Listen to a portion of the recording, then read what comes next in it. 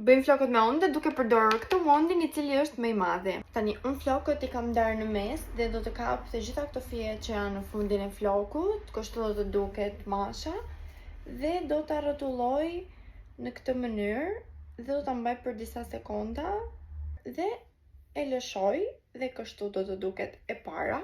Pjesa këtu, unë mundohem që pjesën e pasme të flokut ta ndaj në mes, që ta kem më të thjesht për të kapur fijet e flokut dhe do ta rrotulloj përsëri.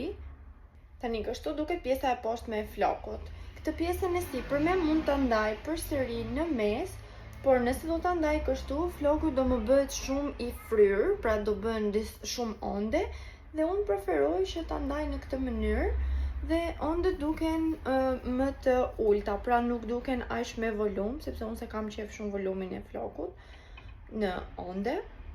Ondet bëhen shumë shpejt dhe mund t'i bëni në cilën do anë që të doni ju.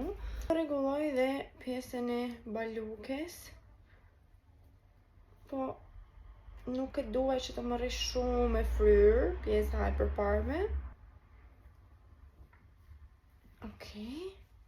Dhe kështu do të duket gjysma e flokut. Kështu do të duket floku. Kjo ana këtej që është bërë pak më përpara, po ta shikoni ka rënë pak dhe kështu do të duket dhe ana tjetër në momentin që bie dhe qetësohet.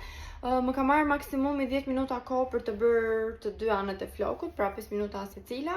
Unë nuk preferoj që ta kap flokun kur I bëj flokut me onde, se më pëlqen më shumë kështu, pa volum. Dhe kështu duket floku qëndron gjatë gjithë ditës kështu, nuk lëviz fare, madje zgjasin dhe deri ditën tjetër. Më thoni nëse ju pëlqejnë dhe a do e provoni t'ju apo jo.